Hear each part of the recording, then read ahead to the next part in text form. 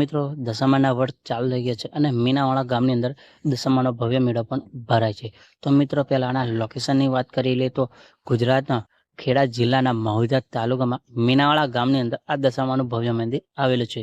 અહીંયા બે મંદિર આવેલા છે, એક છે જૂનું અને એક છે નવું. તે આપણે બંને મંદિરોના દર્શન કરીશું. અને તમે એક ઇતિહાસ સાંભળ્યો છો વર્ષો પહેલાનો કે જ્યાં દશામાં મોહન નદીના કિનારે ડોસીબાનું રૂપ લઈને શારદામાને સાક્ષાત દર્શન આપેલા અને ત્યાં શારદામાની ભેંસ ડૂબી ગઈ હતી. તે પણ જગ્યા વિડીયોની અંદર બતાવીશું. તો આ વિડીયો પૂરો જોજો, કેમ કે કોઈ જગ્યા જોવાની બાકી ના રહી જાય.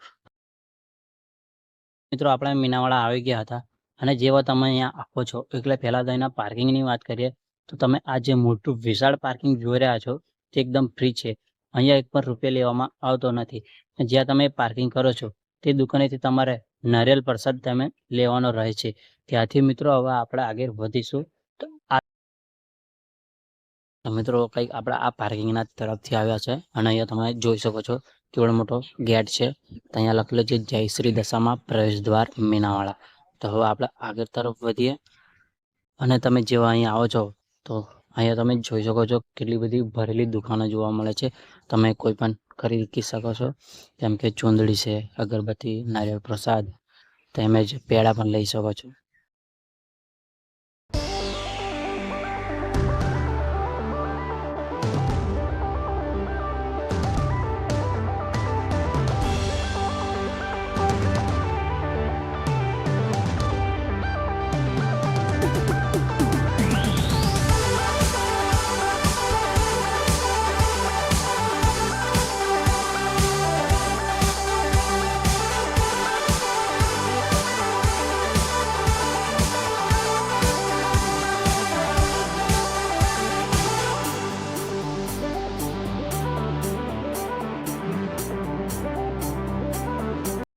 કંઈક આ તમે મંદિરના પગથિયાં જોઈ શકો છો. તો હવે આપણે આ તરફથી આવે છે અને હવે જેવા તમે અંદર આવો છો એટલે તમે અંદરનો વ્યૂ જોઈ શકો છો કેટલો બધો સરસ છે. અને તે સાથે ઘણા બધા ભક્તો પણ આવેલા મા દશામાના દર્શન કરવા. તો હવે તમારે દર્શન કરવા તો બંને બાજુથી દર્શન કરી શકો છો. મંદિરની અંદર આવી ગયા છે અને અહીંયાથી તમે વ્યૂ જોઈ શકો છો. તો આપણે હવે દશામાના દર્શન કરીશું. તો તમે દશામાના દર્શન કરી શકો છો અને અહીંયા તમે ભોગ પણ ધરાવી શકો છો, પ્રસાદ તેમજ પેડા પણ. તો હવે તમે દશામાના દર્શન કરી લીધા. આ તો કોમેન્ટમાં જય દશામા લખવાનું ભૂલતા નહીં.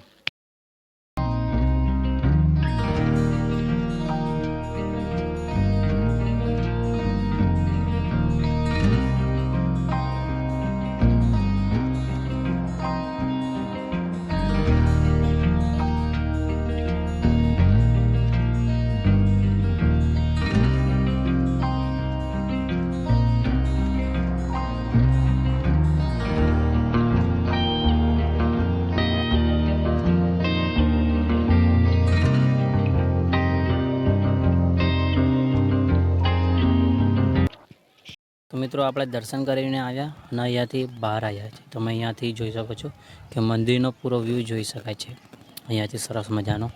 જેવા તમે આ મંદિરનો વ્યૂ જોયા પછી તમે અહીં બાજુમાં જોઈ શકો છો કે મોટી બજાર છે. તો તમે અહીંયા ફરી શકો છો અને કોઈ પણ ફોટોશૂટ કરો તો ફોટો પણ શૂટ કરી શકો છો. અહીં ઘણા બધા સ્ટુડિયો પણ છે, તો તમે અહીંયા ફોટોશૂટ કરી શકો છો.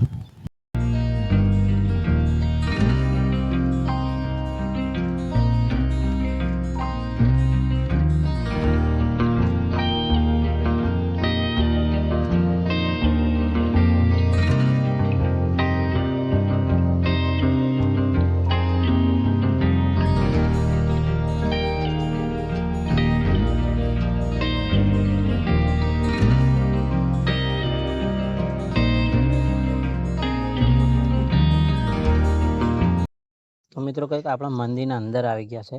તો જેવા તમે અંદર આવો તો એટલે તમે પબ્લિક જોઈ શકો છો, ઘણી બધી ભીડ છે. દશામાના ભક્તો ઘણા બધા આવ્યા છે. તો અહીંયા તમે નારિયેળ ફોડી શકો છો, એક સ્પેશિયલ જગ્યા છે તો તમે અહીંયા નારિયેળ ફોડી શકો છો. ત્યારબાદ તમે જેવા મંદિર ઉપર ચડો છો તો આ પગથિયાની બાજુમાં તમે આ ભોજનાલય જોઈ શકો છો. અહીંયા 40 રૂપિયામાં ભક્તો અનલિમિટેડ જમી શકો છો. તમારે પેટ ભરીને ખાવા મળશે. તેની બાજુમાં આ શારદા બાના પપ્પાની પ્રતિમા છે, તો તમે અહીંયા દર્શન કરી શકો છો. હવે ચાલો હવે આપણે આગળ વધીએ.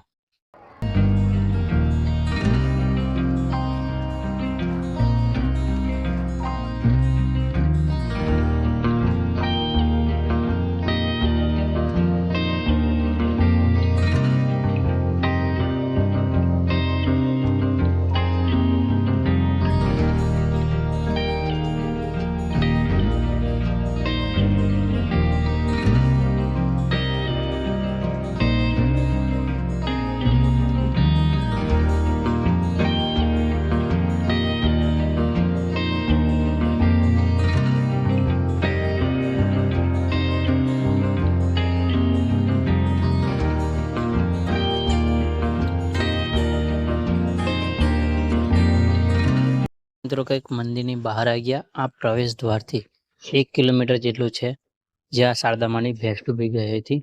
તો વિડીયોમાં બને રહો કન્ટિન્યુ.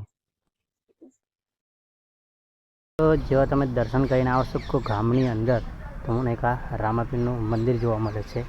તો અહીંયાથી આપણે જવાનું રહે છે. તો આ પ્રકારના કંઈક રસ્તો છે, તો તમે જોઈ શકો છો. અહીંયાથી આપણે નદીના તરફ જવાય છે. તો મિત્રો આ રામાપીરનું મંદિર હતું, તો અહીંયાથી આ રસ્તો જાય છે. તમે જોઈ શકો છો આ મોહન નદીના કિનારે જ જાય, તો તમે એ રેન જઈ શકો છો. તો મિત્રો જેવા તમે અહીં આવશો એટલે આ મોહન નદી જોઈ શકો છો. અહીંયા શારદામાની ભેંસ ડૂબી ગયેલી.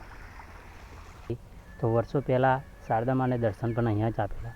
વર્ષો પહેલાંની વાત છે કે ડોશીબાનું રૂપ લઈને મા દશામાં સાક્ષાત શારદામાને અહીંયા દર્શન આપેલા. તે આ મોહન નદી છે, તો તમે જોઈ શકો છો. ને આ જ જગ્યાએ કંઈક શારદામાની ભેંસ ડૂબી ગઈ હતી, તે પણ જોઈ શકો છો.